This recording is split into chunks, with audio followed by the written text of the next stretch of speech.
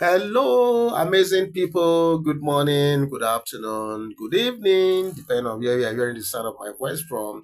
Okay, I'm so glad to be your midst again from TV Anaconda. Okay, so straight from the stories coming out of Ooni Of Ife's palace at this time, this very one will not really make a lot of you happy because I mean this is not what we want at this time because our dear KBC has been crisscrossing the bread and land of this country, commissioning, creating the investments that are employing people, taking youths out of unemployment and the rest. So he's someone that needs to really rest, and have some time to really calm his brain. But instead, what we are hearing, I mean, is a continuation of the battles between Mommy Ibeji, that's Mama Ibeji, and Mommy Double Crown Prince. The thing we are told has escalated. And what we are hearing allegedly right now is that palpable tension allegedly mounts in the palace of Ooni of Ife because the fight or the baseball between Mama Ibeji and Mommy Double Crown has now, I mean, escalated to the point that the sister to Mama Ibeji, I mean, has now engaged in fisticuff with the siblings of Mama Double Crown Prince. Okay, and we are told that it took the combined effort of palace chiefs and security to stop, the fight from degenerating into something of very, very, catastrophic consequence. Okay. So what started like a direct altercation between two Oloris, that is Mama Ibeji and Mama Double Crown, reportedly gradually, snowballed down to the siblings of these two Oloris, as each side was determined to unleash maximum mayhem on the other. Okay, so what led to this new twist is not immediately known to us, but rumors has it that their paths crossed and one thing led to another, and before you know it, the place erupted like a volcano. Wow, this is really serious. So, according to the story, it was as if both sides came fully prepared for the ugly scene that was enacted right in the palace. Oh my God. Of course, we all know Mommy Double Crown Prince is not currently in the palace. Yes, because you and I know that she's based in the UK and she seldom comes around. But this time, she's not even around from what we gathered. Yet, the unfortunate consequences of her actions and inactions keep reverberating in the palace. And her siblings, who are alleged to have visited the palace, inevitably suffered collateral damage, as a result of this. According to the story, the fight, which started initially with name calling and throwing of jibes, degenerated fast to a full blown fisticuff, which took everyone unaware. Before help could come, the report had it that Mommy Double Crown siblings, of course, you know who Mommy Double Crown siblings are. You know who we are talking about when we say Mommy Double Crown. Yes.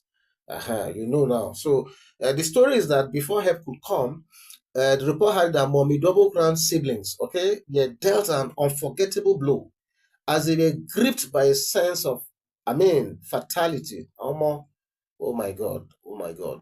So how did we get here, for God's sake?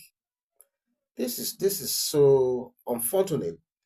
So it took the combined team of the palace chiefs and security attached to the palace to finally separate them, as effort was made to contact Kabiyesi about the unfortunate incident that was unfolding right inside the palace. This is why it is always important to be properly guided at all times, because sometimes some of our unwise decisions will not only make caricature of us, but actually endanger innocent people, like it is happening now. Imagine who talk now, they all the way in UK, but imagine how her siblings, her innocent siblings, and the story, according to the story, is like they came to the palace to do one or two things because, of course, Olori actually has a apartment right there, a corner in the palace, And it's like, occasionally they do come there, spend some days, or maybe come pick one or two things and go back. So it is alleged that it was on one of these such trip to the palace that this confrontation happened. Okay, so and how about the one that? Okay, so imagine this avoidable situation now, something that the siblings are not part of. Possibly they too were embarrassed with that remark, but look at it now. Look at it.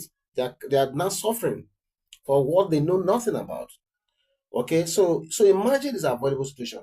And how about the one that might even come up in future between these innocent princes?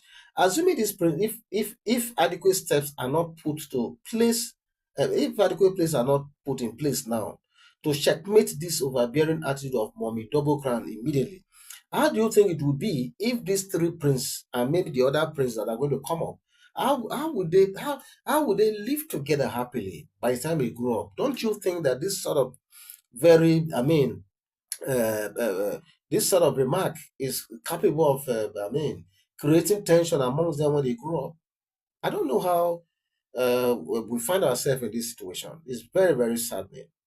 Okay, so thank God the Gese elders and KBAC are already handling this unfortunate situation very well. From what we are hearing, KBAC has also, waded into this fight that has sort of created tension, unnecessary tension in the palace. And we are told that both side of the siblings from both sides are right now being interrogated inside the palace. But what I'm even thanking God for now is that on this issue of Mama Double Crown Prince overbearing attitude, I'm very happy that the Gese family, like they did when that Double Crown issue came up the first time, they have waded into this thing that is coming up now because of the Ebo Ibiri right ritual for the first son. Okay, so I'm very happy that they're already on top of this situation. And I trust the Gese elders. They know what to do. They need to drop the hammer, they will drop the hammer. Exactly. So, but here's my take in all of this. Mommy Double Crown must, as a matter of urgency, completely jettison this fantasy of hers and must occupy herself with preparation to welcome her prince to the palace. Don't forget that this prince is just barely weeks old or a month or something. I'm not too sure, but I don't think the time allocated for the prince to be welcomed back to the palace. I don't think the prince has even achieved that. So I was thinking that it would, Mama Double Prince will have, be abusing herself trying to prepare this prince to be welcome at the palace. So I think that is what she needs to be doing. As wife number six, yes, that is her position. As wife number six and mother to prince number three, because that is what her own prince is. Her own prince is prince number three, not even number two. Okay, so I'm saying that as wife number six and mother to prince number three, she must regulate her conduct in a manner that is appropriate for her position and not try to usurp and to peddle the hard-earned decorum in the palace today.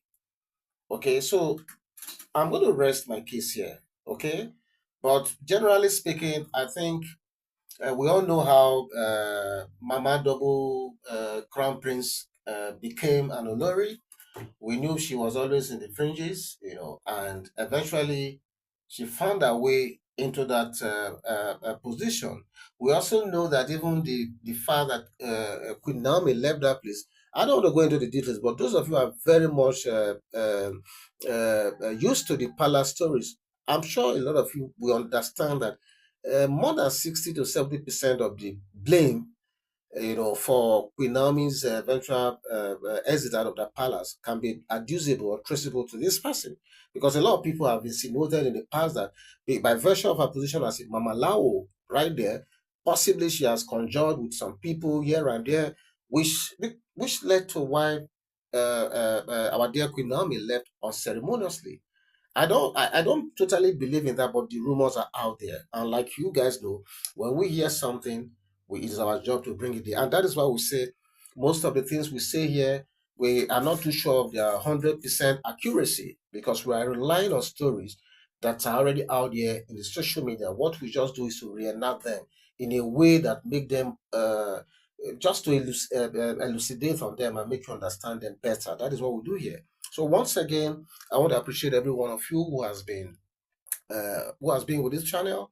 I want to appreciate you for your likes. I want to appreciate you for your sharing of these videos. And most importantly, for those of you who keep subscribing to this channel, I want to say God bless you. So I'm going to be back soon. Okay? Bye-bye.